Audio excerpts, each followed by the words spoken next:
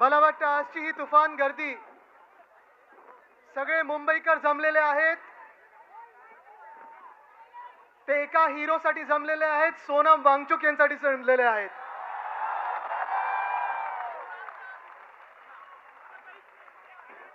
इथे शिवसैनिक आहेत, आपल्या सोबत अनेक सिव्हिल सोसायटीचे लोक आलेले आहेत, विद्यार्थी संघटनेचे लोक आलेले आहेत. मी सगळ्यांचं स्वागत करतो.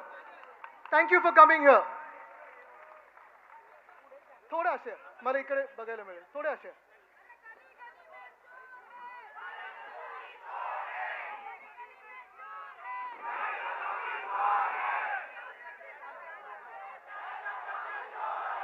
मला एक समजून घ्यायचं आहे, मला एक समजून घ्यायचं आहे. गेले 20 दिवस 21 दिवस सोनम वांगचुक हे उपोषण करत आहेत. राहू दे राहू दे, सगळे झेंडे नाही राहू दे, वरती राहू दे, सगळे झेंडे वरती राहू दे, तिरंगे वरती राहू दे आपले सगळे. कॅमेरा नंतर, नो प्रॉब्लेम. कॅमेरामध्ये मी नाही आलो तर चालेल, तिरंगा येऊ द्या.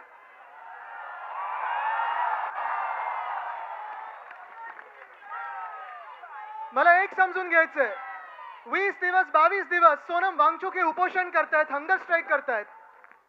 ते कोणासाठी करत आहेत? या देशासाठी करत आहेत, या देशाच्या विद्यार्थ्यांसाठी करत आहेत. नीट परीक्षा जी पेपर लीक झाला, पेपर फुटला, 22 विद्यार्थ्यांनी मला वाटतं जवळपास सुसाईड केलेला आहे. त्यांच्यासाठी उपोषण करत आहेत. त्यांची एकच मागणी आहे की जो एक निकम्मा मंत्री आहे, धर्मेंद्र प्रधान, यांचा राजीनामा पाहिजे आम्हाला. मला एक समजायचं आहे, धर्मेंद्र प्रधानना कुठचं सोनं चिकटलेलं आहे की प्रधानमंत्री त्यांना काढू शकत नाहीत.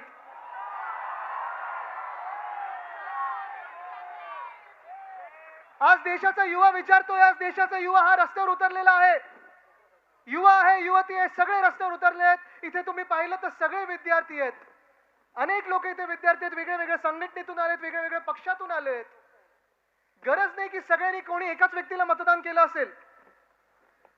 कदाचित आपलं एक मत अनेक विषयावर होऊ शकणार नाही, पण आपलं एक मत ह्या विषयावर होऊ शकतं की आपल्या देशाच्या भविष्यासाठी आपल्याला सर्वांना एकत्र यावंच लागेल.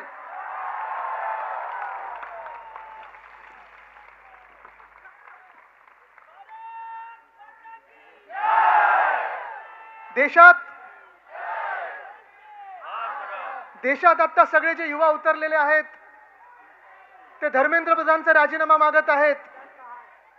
देश के युवा बोल रहे हैं कि आज मंत्री प्रधान का इस्तीफा मांग रहे हैं. अगर मंत्री प्रधान थोड़ा उल्टा किया जाए तो क्या होता है?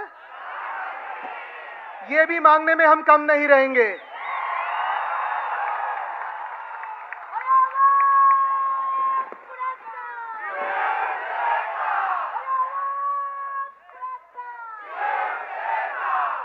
लीकच्या मागे लीक. नीटचा पेपर लीक होतो, टीईटीचा पेपर फुटतो, एमपीएससीचा पेपर, प्रत्येक वर्षी आंदोलन करायला लागतात. आज अनेक शाळांमध्ये बाथरूम नीट नाही आहेत. आज अनेक शाळांमध्ये सॅनिटरी पॅड वेंडिंग मशीन्स नाही आहेत. आज अनेक शाळांमध्ये वीज नाही, इलेक्ट्रिसिटी नाही आहे.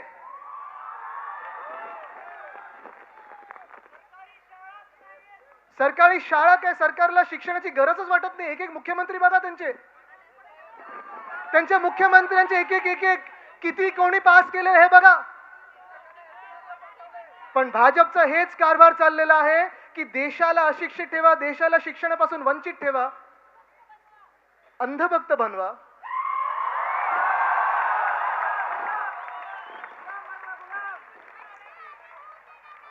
आम्ही अंधभक्त राहू तर ह्या देशाच्या मातीचे राहू. आम्ही अंधभक्त राहू तर आमच्या छत्रपती शिवरायांचे राहू. आम्ही अंधभक्त राहू तर शाहू फुले आंबेडकरांचे राहू. आम्ही अंधभक्त राहू तर महामानव डॉक्टर बाबासाहेब आंबेडकरांचे राहू, ज्यांनी संविधान दिलं.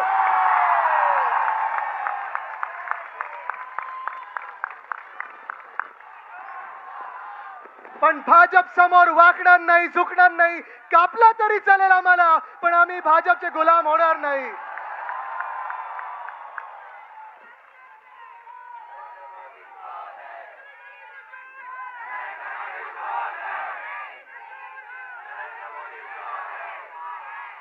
2014 पासून जे जनमत मिळालं, 2014 पासून जे मतं मिळाली त्यांना, आपण पण त्याच्यात होतो ना, त्यांच्या सोबत होतो, भाजपच्या सोबत होतो एका वेळी. एकदा फसलो, दुसऱ्यांदा फसलो, तिसऱ्यांदा फसू शकणार नाही. पण तेव्हा देश बदलायला त्यांना मॅन्डेट मिळालं होतं. देश बदलायला, देश बदलने के लिए जो मैंडेट मिला था, आज वही लोग संविधान बदलने चले हैं, उनको हमें रोकना पड़ेगा.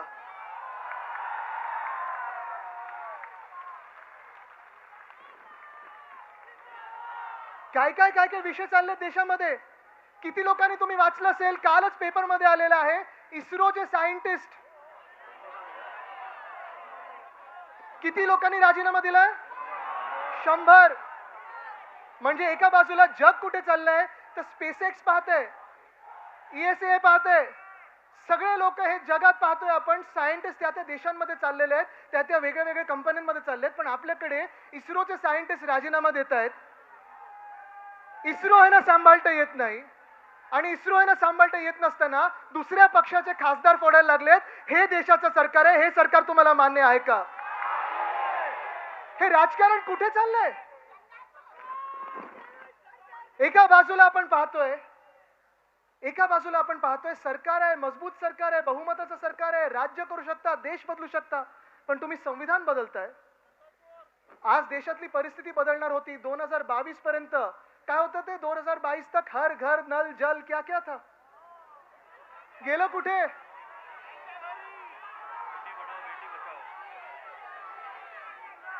Fit India, hit India, skill India, smart city. 2022 पर्यंत प्रत्येकाला घर मिळणार होतं. मिळाले कोणाला? 2014 पर्यंत आम्ही जेव्हा सगळीकडे ऐकायचो, साईबाबांचं नाव घ्यायचो, तेव्हा सबका मालिक एक हे आम्ही साईबाबांबद्दल ऐकायचो. पण भाजपला विचारलं तर बोलतात सबका मालिक अदानी है.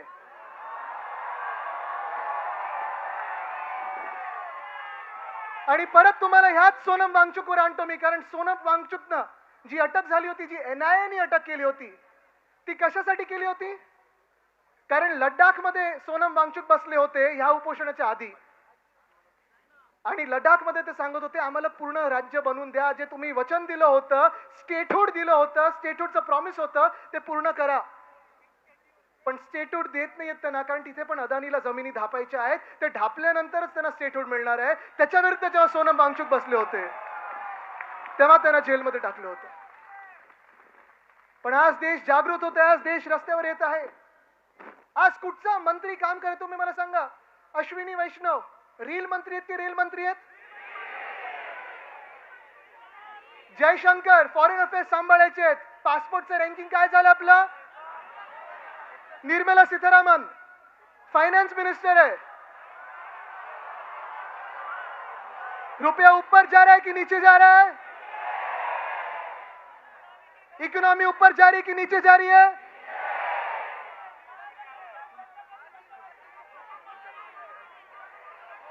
धर्मेंद्र प्रधान तर तुम्हाला माहितीच आहेत. Piyush Goyal commerce minister, free trade agreement US बरोबर झाले की नाही झाले? कोणालाही पाहिजे. अरे हा, इथेनॉल मी विसरलोच.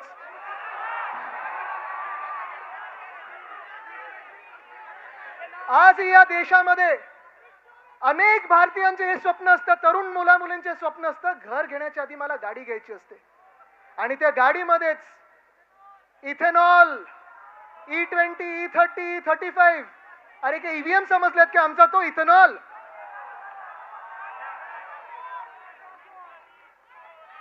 रस्ते बनवता येत नाहीत. मुंबई अहमदाबाद हायवे बघा, मुंबई कोकण हायवे बघा, मुंबई गोवा हायवे बघा, मुंबई नागपूर हायवे बघा, मुंबई नाशिक हायवे बघा. पण सगळं काही बाजूला ठेवून टार्गेट कोण आहे? Missing link. सरकारचं इंटेंट मिसिंग आहे. पण आज हे सगळं चालू असताना आपण एक तरुण मुलगा अभिजित दिपके, आपल्या महाराष्ट्रातला मुलगा, अमेरिकेमध्ये काम करत होता.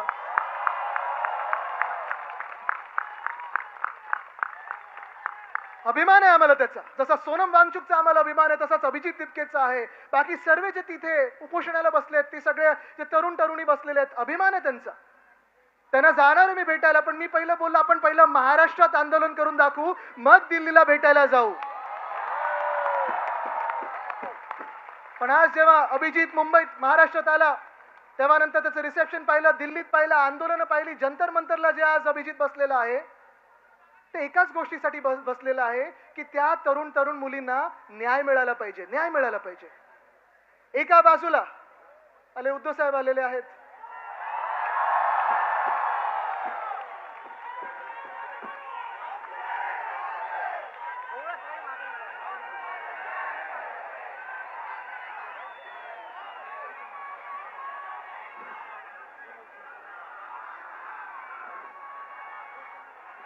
कोण आला रे, कोण आला, कोण आला रे, कोण आला. उद्धव साहेब आगे बढ़ो, उद्धव साहेब आगे बढ़ो, आदित्य साहेब आगे बढ़ो, आदित्य साहेब आगे बढ़ो. भारत माता की,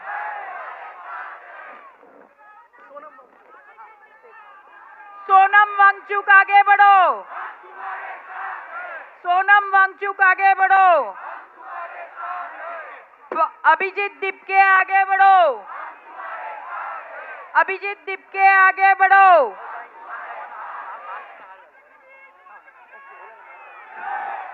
सन्मान्य पक्षप्रमुख उद्धवजी ठाकरे हे मासाहेबांना पुष्पहार अर्पण करतायत. मासाहेब, मासाहेब, भारत माता की, भारत माता की, वंदे वंदे. तर आज मी तेच सांगत होतो की भाजप एका बाजूला जगभरात जी चर्चा चालू आहे, जे आज शिक्षणाबद्दल उपोषणाला बसलेले आहेत, अभिजित दिपके असेल, सोनम वांगचुक असेल, एकच गोष्ट मागत आहे, धर्मेंद्र प्रधानांनी राजीनामा द्यावा, शिक्षण मंत्री हा चांगला यावा आणि शिक्षण पद्धती ही सगळ्यांसाठी चांगली असावी, हे आपण मागत आहोत. सोपी गोष्ट आहे.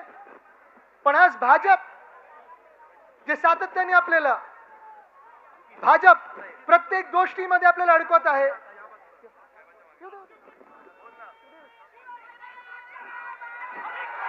उद्धव साहब ठाकरे आगे बढ़ो.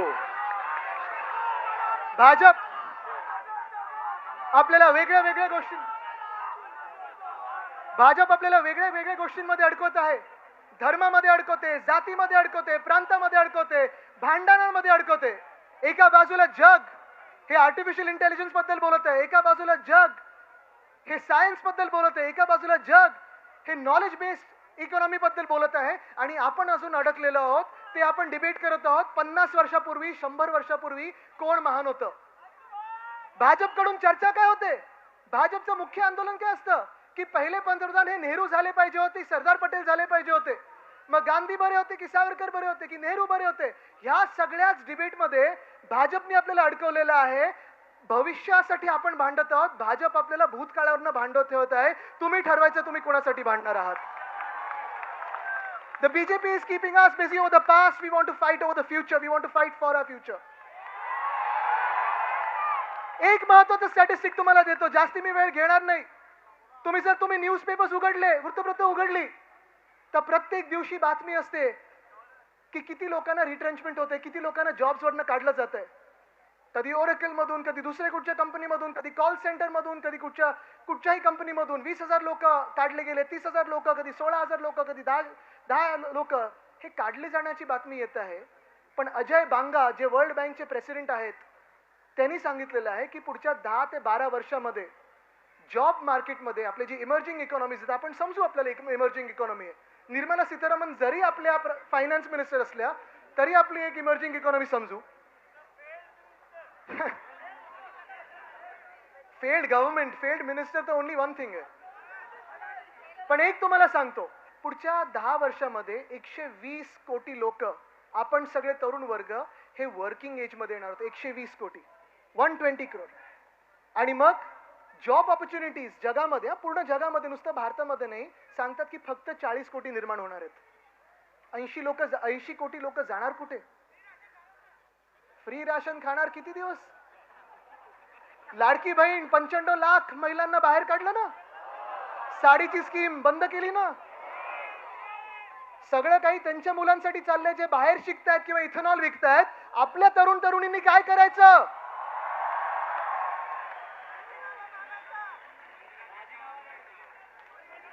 आणि म्हणून आज मी तुम्हाला सांगत आहे की आज जी चीड व्यक्त झालेली आहे, आज जे आपण जागृत झालेलो आहोत, आता शांत बसायचं नाही. आपण कुठच्याही भाषा बोलत असू, आपण कुठेही राहत असू, आपण कुठेही शिकत असू, कदाचित तुम्ही आणि मी कधी एकमत होईल, कधी एकमत होणार नाही, आपण वेगळ्या वेगळ्या विचारधारेचे असू शकू, पण आपण सगळे या देशासाठी एकत्र आलोच पाहिजे आणि हाच विचार केला पाहिजे की जी देशद्रोही पक्ष आहेत, भाजपसारखे या देशाला संपवणारे पक्ष आहेत, त्यांना बाहेर काढणं गरजेचं आहे. एका बाजूला गरिबाला लुटतायत, एका बाजूला जीएसटी लादतायत, राम मंदिर लुटतायत, उज्जैन लुटतायत, पंढरपूर लुटायला निघालेले आहेत, विद्यार्थ्यांना लुटत आहेत, इथेनॉलच्या माध्यमातून लुटत आहेत, सगळं काही लूट चालू आहे. तुम्ही ही लूट थांबवणार की नाही, आज मी तुम्हाला प्रश्न विचारत आहे. कदाचित भाजपला वाटतं अजून इलेक्शन 3 वर्षावर आहेत. वोट चोर, आम्ही अनेक गोष्टी बोलतोय, वोट चोर, गद्दी चोर, चंदा चोर, गद्दी चोर. पण आज मी तुम्हाला परत एकदा सांगतो, या देशात एकच नारा लागला पाहिजे कि मंत्री प्रधान, अब आपका इस्तीफा, अगला कौन? उल्टा करो, प्रधानमंत्री. धन्यवाद. जय हिंद, जय महाराष्ट्र, वंदे मातरम, जय संविधान. भारत माता की. मी उद्धव साहेबांना विनंती करतो की आपल्याशी संवाद साधायचा.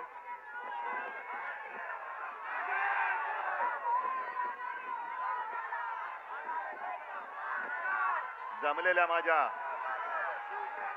तमाम देशभक्त बांधवांनो, भगिनींनो आणि मातांनो,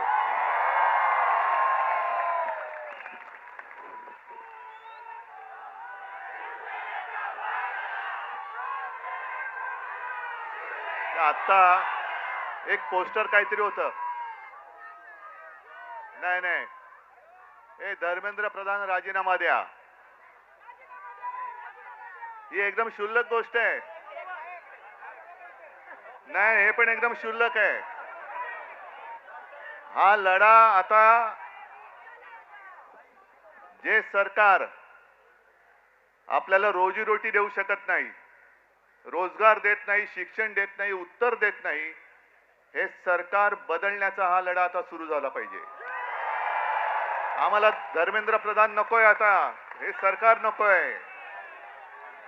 आणि मी नेतृत्व करायला आलेलो नाही, तुम्ही सर्वांनी आता नेते व्हा सांगण्यासाठी आलेलो आहे.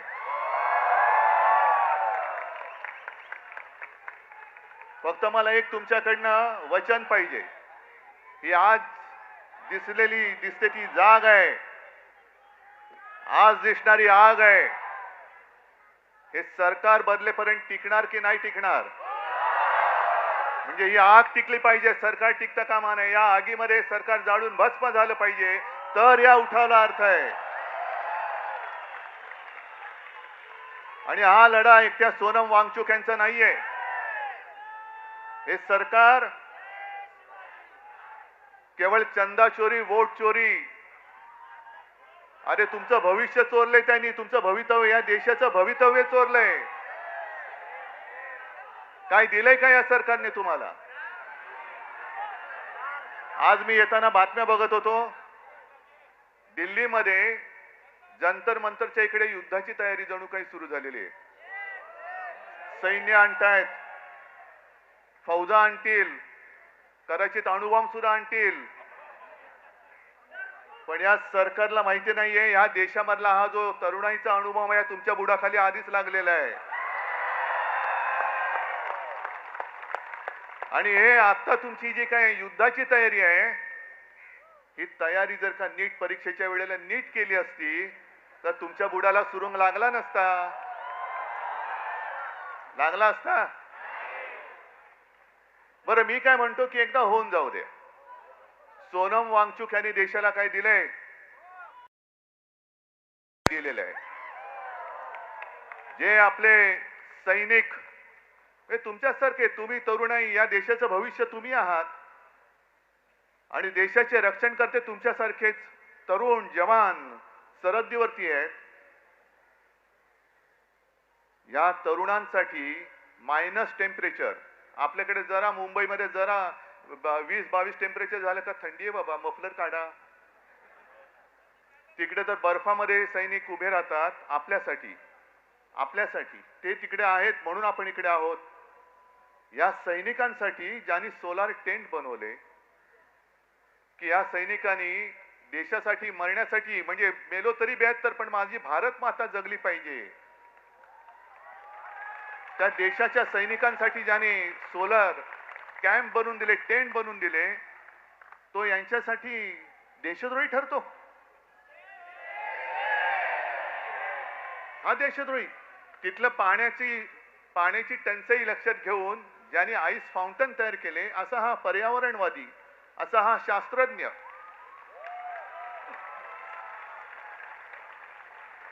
हा यांच्यासाठी देशद्रोही. मग नेमकं देशप्रेम आहे तरी कुठे? देशप्रेम कोण आहे? कुठे? यांचं देशप्रेम नाही. अदानीचे सगळे प्रेमी, यांचे सगळे उद्योगपतींचे प्रेमी आहेत. पण काल काही गोष्टी तुम्हाला कळल्या पाहिजेत. काल मी नागपूरला गेलो होतो मंदिर लुटीच्या विरुद्ध सगळ्यांना जागा करायला. आणि नागपूरमध्ये गेल्यानंतर साहजिकच आहे, कोणाचं केंद्र आहे तिकडे? रासव संघ. म्हणजे बघा गंमत कशी आहे की या संघाने या कालच्या मे महिन्यामध्ये एक स्टेटमेंट दिले त्यांच्या त्या होसबळेनी, की पाकिस्तान बरोबर चर्चा केली पाहिजे. पाकिस्तान बरोबर, जो पाकिस्तान आपल्या देशात आतंकवादी घुसवतोय, बॉम्बस्फोट करतोय, सगळं काही करतोय, अतिरेकी हल्ले करतोय, त्याच्याबरोबर चर्चेचे दरवाजे खुले ठेवले पाहिजेत. आणि मोहन भागवतना विचारले तर मोहन भागवत म्हणतात की होय बरोबर आहे, हम हिटलर जैसे नहीं है. अहो भागवत साहेब, हम हिटलर जैसे नाही आहे तुमच्या मोदींना सांगा. आणि पाकिस्तान बरोबर चर्चेची तयारी आहे, मग वांगचूक बरोबर का नाही करत?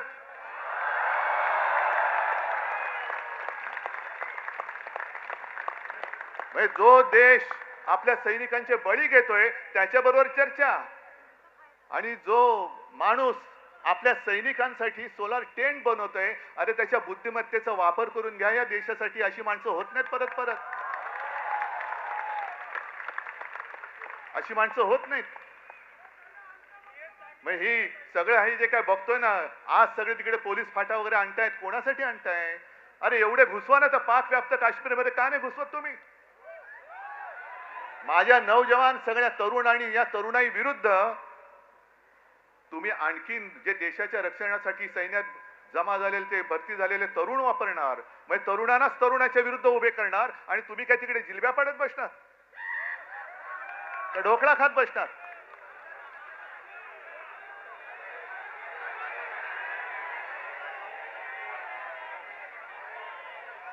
आता काही जण मला विचारतात,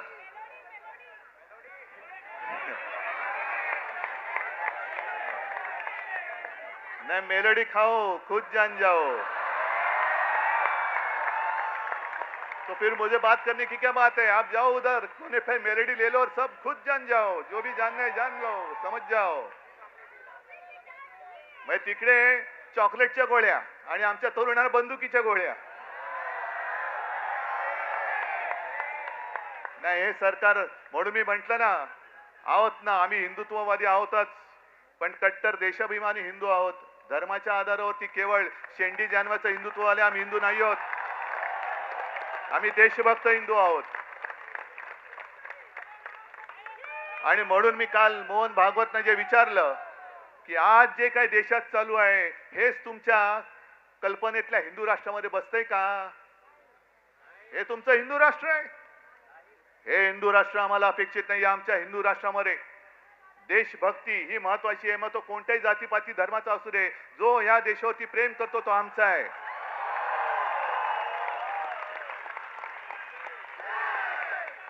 पण गंमत कशी आणखीन असते ती बघा.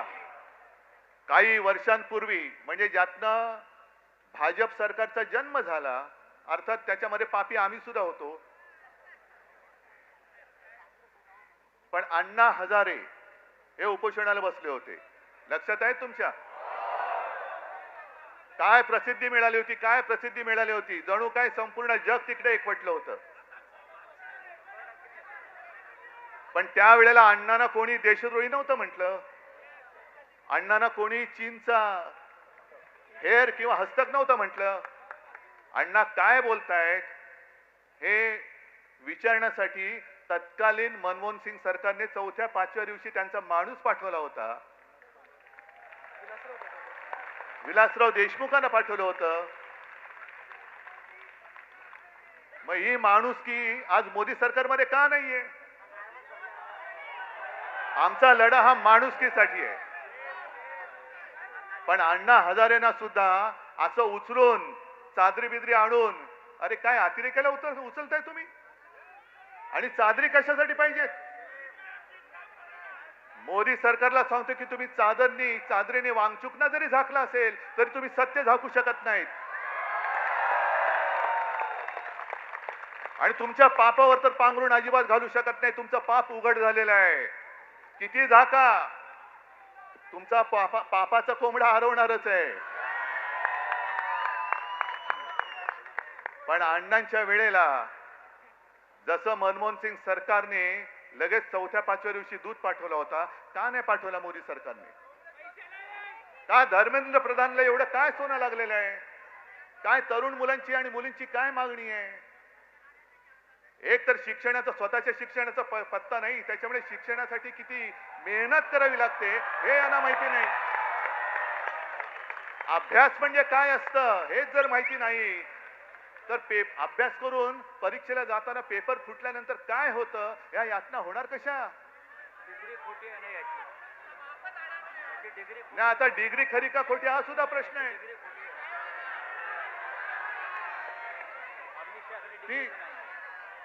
त्याच्यामुळे ह्या यातना, आणि आज तुम्ही जर का बघाल तर तरुण मुलं मुली तर आहेतच,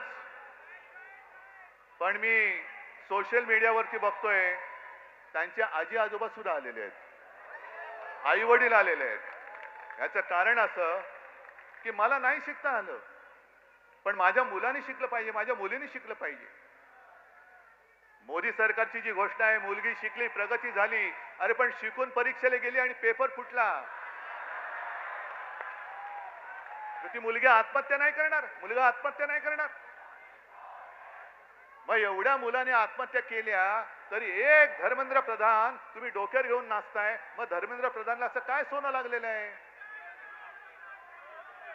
बरं, अण्णा हजारेंचा एक विषय झालाच, पण या घराणेशाही बद्दल आणखीन एक सांगतो. आज सोनम वांगचूक उपोषणाला बसलेत तिकडे, पण सोनम वांगचूक यांचे वडील सुद्धा, त्यांनी सुद्धा उपोषण केलं होतं. माहितीये तुम्हाला किती जणांना? कोण गेलं होतं त्यांच्याकडे बोलायला? म्हणजे भाजपच्या लेखी हुकुमशाह असलेल्या इंदिरा गांधी सोनम वांगचूक यांच्या वडिलांना भेटायला लडाखला गेल्या होत्या, तरी हे तिकडे दिल्लीत राहून दिल्लीतल्या दिल्लीत भेटायला न जाणारे मोदी आणि शहा हे लोकशाही आणि इंदिरा गांधी हुकुमशाह.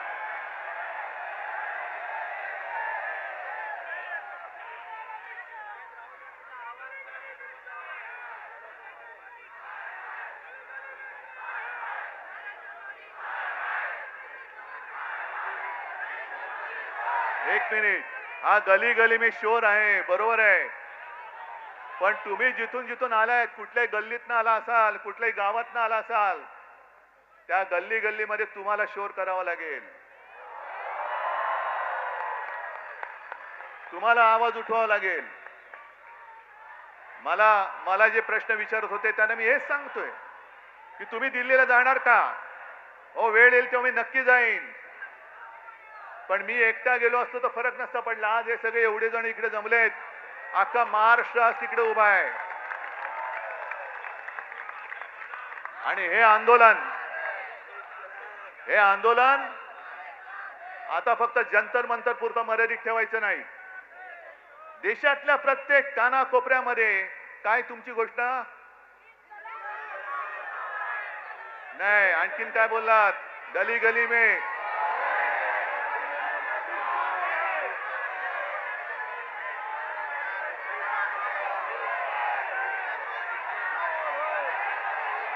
बरं, आणखीन एक गोष्ट, इकडे महिला आलेल्या आहेत, इकडे बऱ्याचशा महिला आहेत. महिलांनी मला पटकन सांगायचं, आपल्या घरात जरा थांबा नाही, आपण साधारणतः आपण साधी माणसं आहोत. आपल्या घरामध्ये साधारणतः असं मानलं जातं की साधी महिला ही झुरळाला घाबरते ना. अरे इकडे आमचं पंतप्रधान घाबरतो, अख्खं सरकार घाबरतं. जगातला सगळ्यात मोठा पक्ष ज्यांनी भाड्याने माणसं घेतलेत, हे भाडकं वाचलं की असं होतं, भाड्याने म्हणजे माणसं चोरून पक्ष वाढवला ना की असा पक्ष झुरळाला घाबरतो. आता कळलं मला की हा पक्ष झुरळाला का घाबरतो. हे सत्ताधारी झुरळाला का घाबरतात? कारण यांच्याकडे स्वतःची माणसं नाही आहेत, सगळी भाडकाऊ आहेत, चोरून आणलेली गद्दार आहेत.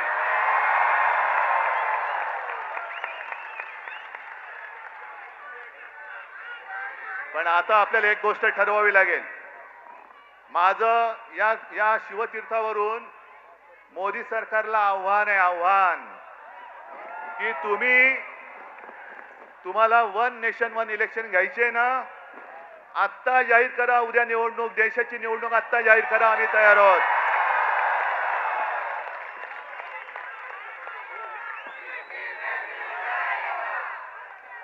नेशन म्हणजे काय असतं, राष्ट्र म्हणजे काय असतं, या राष्ट्राची ताकद या माजलेल्या सत्ताधाऱ्यांना दाखवून देण्याची आता वेळ आली आणि संधी आलेली आहे.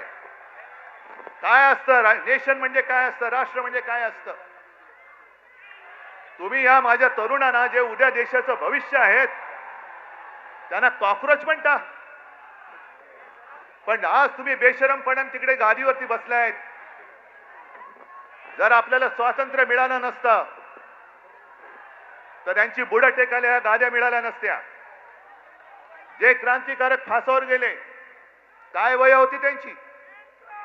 सुखदेव, राजगुरू, भगतसिंग, किती नावं घ्यायची, चापेकर बंधू, सगळे याच वयातले होते, याच वयातले. ज्यांना आज आपण जेन-झी म्हणतो, ती काय झुरळं होती? तुम्हाला काय झुरळामुळे स्वातंत्र्य मिळालंय?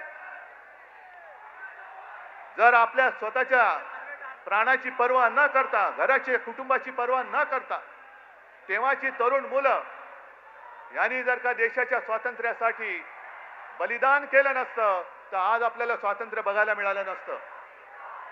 मग ज्यांनी स्वातंत्र्यासाठी बलिदान केलं, ते स्वातंत्र्य आपण टिकवू शकतो आहोत की नाही? ते टिकवणं आपलं काम आहे की नाही, आपलं कर्तव्य आहे की नाही? आणि जे आपल्याला झुरळ म्हणतायत, होय मी सुद्धा झुरळ आहे, कोणी एकेकाळी मी सुद्धा याच वयात होतो. जर तुम्ही तरुण मुलांना झुरळ बोलत असाल तर झुरळांचे आई वडील सुद्धा झुरळच आहेत. हा देश काय झुरळांचा देश आहे? आपण आता ठरवलं पाहिजे की जो आपल्याला झुरळ म्हणतोय, जो आपल्याला न्याय हक्क नाकारतो आहे, या सगळ्या सत्तेला चिकटलेल्या गोचिडी आहेत. गोचिडी, मी आज त्या सत्तेला चिकटलेल्या गोचिडी म्हणतोय. जे सत्तेला चिकटून राहिलेत आणि लोकशाहीचं रक्त पितायत, या सत्तेला चिकटलेल्या लोकशाहीचं रक्त पिणाऱ्या गोचिड्या आपल्याला खेचून बाहेर काढाव्याच लागतील. आणि आजपासून हा लढा सुरू होतोय. तिकडे जंतर मंतरला काय करतील सांगता येत नाही, कारण सगळं सैन्याची जमवाजमव सुरू झालेली आहे. इंग्रजांनी सुद्धा असंच 100-150 वर्ष राज्य केलं होतं. पण देशातली जनता जेव्हा एकजुटीने रस्त्यावरती उतरली तेव्हा इंग्रजांना सुद्धा इथून पाय काढून पळावं लागलं होतं. तसंच यांना आपल्याला करावं लागेल. आणि आजपासून तुम्ही जिथे जिथे असाल, मी या माध्यमांच्या चॅनलच्या माध्यमातून संपूर्ण महाराष्ट्राला नव्हे तर देशाला विनंती करतोय, तुम्हाला जसं जमेल, तुम्हाला जसं झेपेल तसं हे स्वातंत्र्य जपण्याचं युद्ध आता सुरू करा. जिथे सभा घ्यायचे सभा घ्या, जिथे मेणबत्त्यांचा मोर्चा काढायचा मेणबत्त्या मोर्चा, जिथे मशाल मोर्चा काढा, मानवी साखळी तर मानवी साखळी करा, पण जिथे जातील तिकडे सगळ्यांना कळलं पाहिजे की आता अब देश इन लोगों की बात मानने वाला नहीं है. आणि नवीन आणखीन एक तुम्हाला सांगतोय, अण्णा हजारेंच्या आंदोलनाच्या वेळेला या अशाच टोप्या केल्या गेल्या होत्या. काय लिहिलं होतं त्याच्यावर? मैं अण्णा हूं. आता तुम्ही करायचं मैं देशभक्त हूं. मी देशभक्त, मी अंधभक्त नाही. मी अंधभक्त आहे तो माझ्या भारत मातेचा आहे. मोदींचा अंधभक्त मी होऊ शकत, मी असणार नाही, कदापि नाही. आजपासून सुरू करा मी देशभक्त. जे मोदी भक्त असतील त्यांना तुमच्या समोर उभं राहायला भीती वाटली पाहिजे. एवढी देशभक्तांची ताकद या देशात आज सुद्धा आहे आणि ती उभी राहू शकते आणि ती महाराष्ट्र उभी करू शकतो, संपूर्ण देश उभा करू शकतो, हे यांना दाखवून द्या.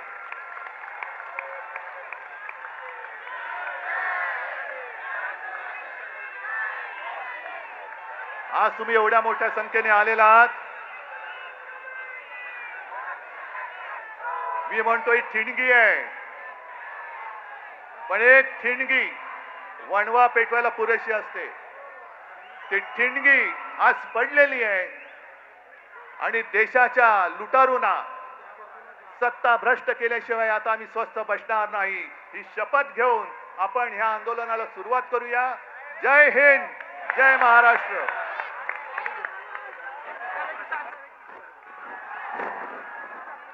सफेद चादरीत काळे कृत्य, सफेद कापड घालून लोकशाहीचं खून करण्यात आलं.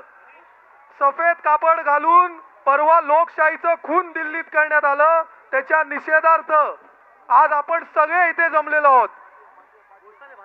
भारत माता की वंदे, भारत माता की, छत्रपती शिवाजी महाराज की जय भवानी.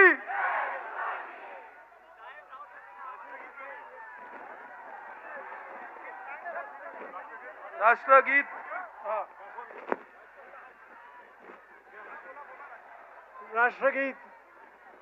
सगळ्यांनी राष्ट्रगीत म्हणायचं आहे.